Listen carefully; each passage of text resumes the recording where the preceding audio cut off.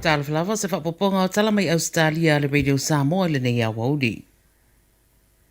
O loo whatalitaria sa saunoanga ma le pāremia o Ausetalia Scott Morrison e fola ai le tūlanga o lolonga o whiangai nei ma le State Ni Sa Welese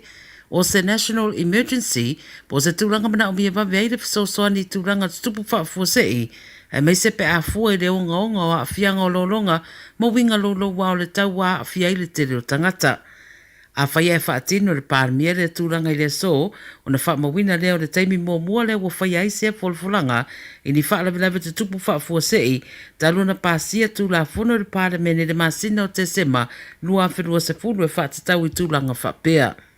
Whaidoi li pote le a whaalawai fo e le pārmia ni se whasosoa ni wha o popo tau tupe, e whasosoa nei le toe whaalelei o community wa a whiai lolonga, ma le sila le teo e whaarelei o le si o manga na whaaranga ina le mai hao winga o le tau. O iei se suinga i le soi New South Wales o tau whaisi umi e le to e pa uti munga se i wanga nani se o teimi e tō whaatau tau mai ei matangi. O na lapta inga o sau nei e whae tete i la au o na e ono whai ngōwhio na to ulu ma mafuli o na ua vai fo i le pala mai ti munga o sa wali nei le tolu vai aso wha au pea.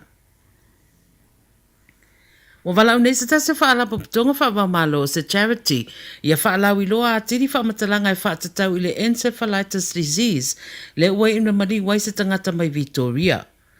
O una ia nei le Encephalitis Society tangata Ausetalia ia awale manatu mamai le foi whaamai e mai se lava i se taimi wa a fiele tere no fuanga i lolonga mai le tau matele a whaapopo se a whai o tangata e ono a fiai. O ripatia le SPS o aunga le encephalitis virus e au fiai aunga e peilavo le flu masani e tinga le uluma e evatino mai masani o nadia e lia tūlanga mai le 5 i le 2 aso talu o na ule tangata e se namu o loo whaavea ia le virusi. O isi ripoti o whaedo ai wa iei tangata ua a fia le whaamai nei le ngata i Queensland pa pefo i New South Wales ma walapta i mai lea whaalapa putonga o le virusi e onga mai te tau i tangata o na mātala ai. O le Sydney Harbour o se tasi no fuanga e fia tūlisi ma tangata maranga mai i Ausetalia e anga i ai mo mai moanga ma tā whaonga e meise o le mātanga o fia o le o ngā tono se tasi o ai au pito i taunga tā i le lalorangi. Peita i o le vai o senei o ese se vainga wa iai le mae au lolonga na hawhia i le State New South Wales e meise fo i le o ngā tono sini.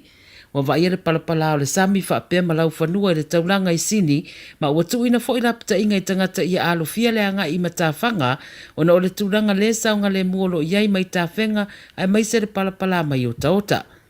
Pāmaunia mai le mtanga rengo le sisi o manga, e le taumate wai se tūranga le mamale tele o matawhanga, mai te tauna alo fia le anga i matawhanga se ia mai au na whaamaina. O loo tū mau pia fo ina whaatapula a whai ngā malanga, ma whaia suinga tala whenga i malanga trains i lea so, o lapta ia fo i tangata whai ngā ruenga e maise i nātou e whaalango i au wala o whemalanga i ngā lautele, e a ngā ia i ngā ruenga mā o ngā ia so te tasi.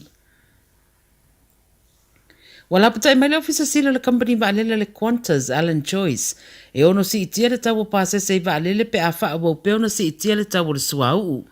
O le whonutanga le Australian Financial Review sa sauno ai choice i le tūranga lea, ma o le pona whailua i Amerika ma UK, le sa i lunga o le suau au inatu mai Lucia, ua whaia i a whaale tonu e le tamau ai ngā o lea tunu, ma ua tani mai i Lucia o le asi itia loa la le tau o le suau, ua ono o atu le tolu sa lauta la Amerika i le paelo, pe a whai o sa i o le ai.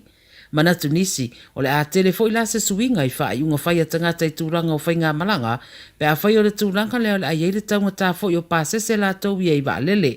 O se tūranga wha noa e meise o le foi, wha to a mātala mai whai toto o whemalanga inga, a o leo le ato e wawe tāpunia mō nisi, o na o le le ngā whatia o pāsese pe a whai e si i mawalunga, le tau o whai ngā malanga o na o le taunga tā o le suau. Maltamu muna le li taalo tenisi la wilo Andy Murray, o ia whaeloa le a fua ina umana whaelonga tupe maua ina nei tausanga i tamisanga tenisi taalo ai, e fesoso nia i tamaiti wa a fia i le taua Ukraine. O Mario se ampasa mo whaaraputonga o sosoani i tamaiti le UNICEF, le United Nations Children's Fund i le UK, ma lo ngaruru e whaatasi ma le whaaraputonga e ofo inatu fesosoani tautong fitinga whaafo mai, e meise fesosoani mo tamaiti ia o ngā amata.